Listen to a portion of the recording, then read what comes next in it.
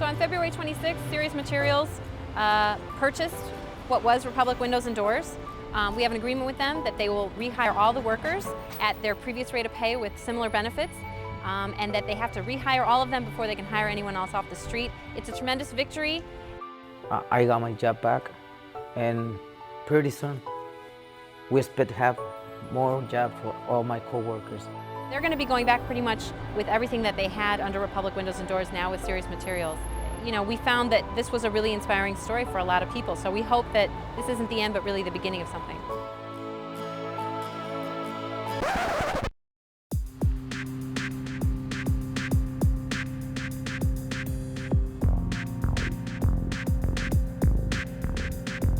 Well, we got a call on Tuesday that the company wanted to meet this morning and wouldn't tell us why. So we had an inkling something bad would happen.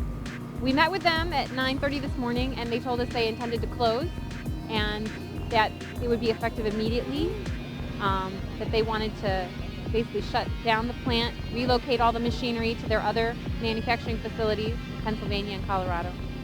And they were not interested in exploring an option to sell and potentially keep the plant open. You know, I've been laid off last year in November, but it's some workers are still in there. We're here to support them because this is the second time happened again since Republic situation.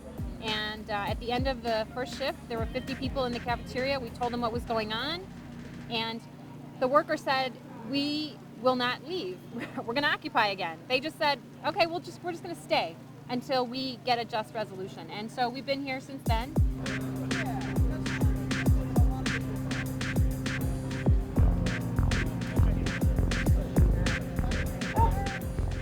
You know what? It this that happened in 2008 and now it happened today. Inspired people and send a message to the owners that they need to work fairly with everybody.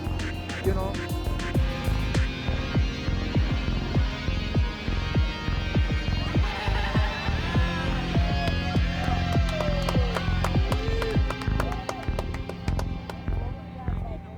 It's pretty much the same, but now instead of 3 days in advance, it was 1 day. So it's ridiculous what is happening. And unfortunately, you know, we got families to feed, and we're here to support. The work is inside right now.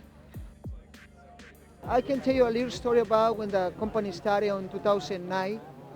They started with 7 people, then they start calling later like a few more people, and then last year we were 75 people working in the plant.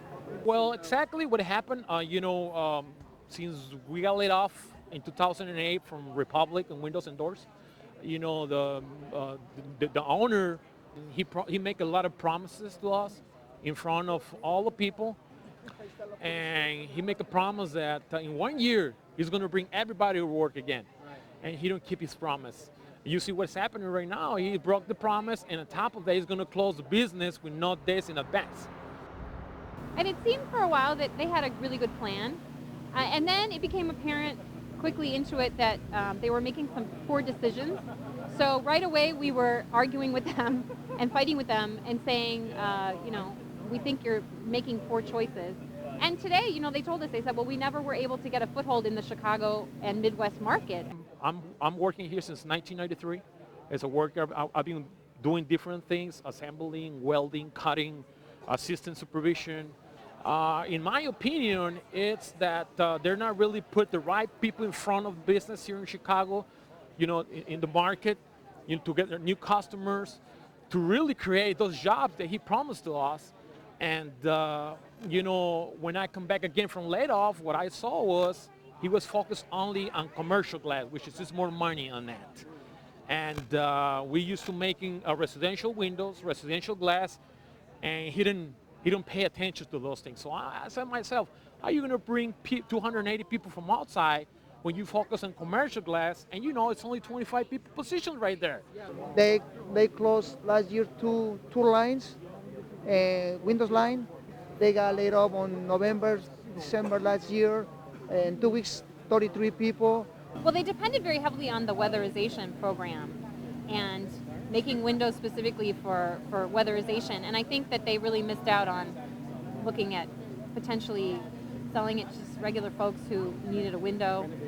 I mean, we had a lot of unemployed people. We offered to have them go leaflet and just hand out promotional flyers, and they turned us down flat. It was just silly. It was silly. So it was very frustrating to watch how they couldn't seem to get going. But, they were the bosses, so we could only complain. But today we're taking over the factory.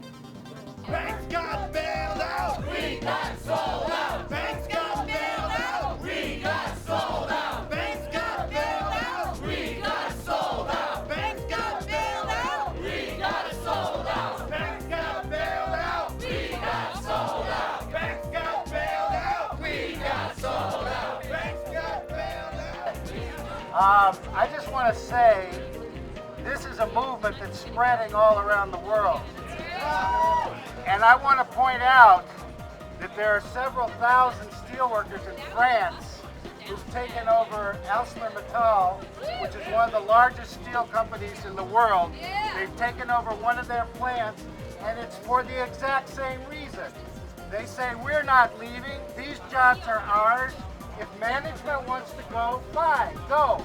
But we're staying and we're going to make steel.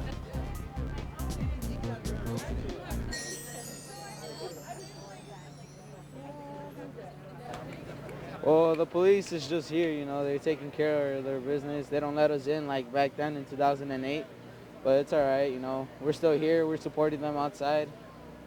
We're still supporting all the workers, the union, and everybody here. After about, I guess now it's been 6 or 7 hours, negotiations have resumed with serious energy. We're now talking to folks in California at the corporate offices, and we are hopeful that we are going to potentially find a fair resolution that will mean jobs here in Chicago at this plant. How long are you prepared to stay in there and occupy this place? Well, as long as it takes. We did it once before and we'll do it again. Thank you, you guys really made a difference. There was a moment there where we weren't sure if we were going to be able to stay, but having you here made all the difference. Having this solidarity. Knowing that people in Chicago say, enough is enough. We need to fight for jobs. We need to fight for justice.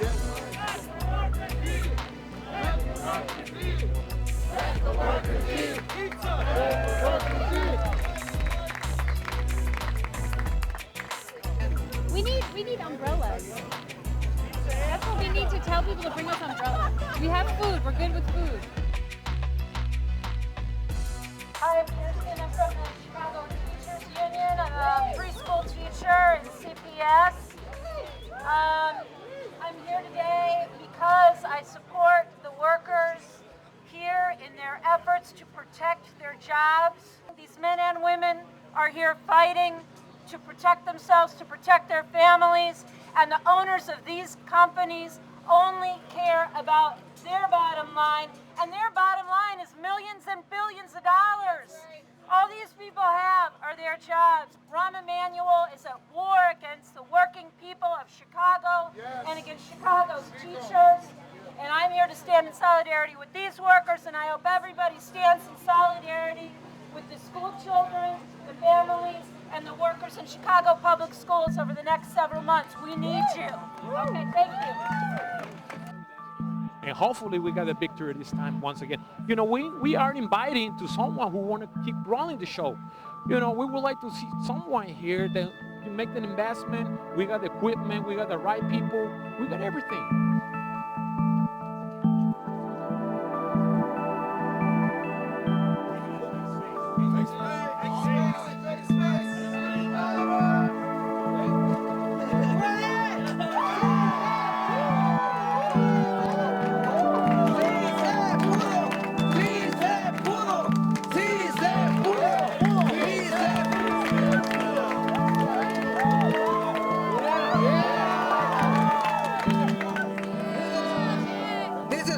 Brothers and sisters, we just occupy, we're done with the occupation at this moment, and we glad all the participation of all of you. Thanks to everyone, and we got good resolution, better than we expected.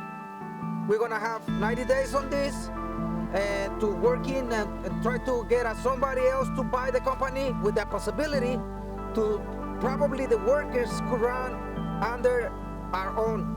Yeah. lo que Yes, we dije. can. Give us hope. Give us word. Escucha, estamos en la lucha, patrón. We were able to reach an agreement with the company that keeps the plant open for the next 90 days. People will be paid for that time. And the company will work with the union to find a way to keep it open under new ownership, whatever that may be.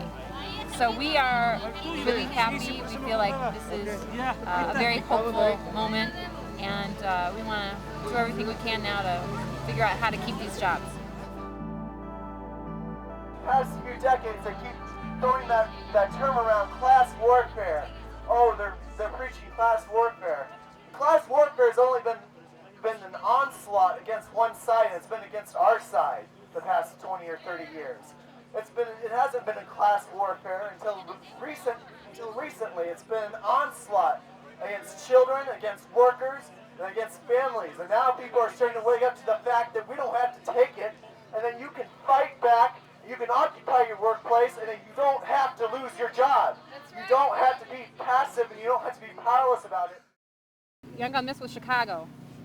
And watch out, G8.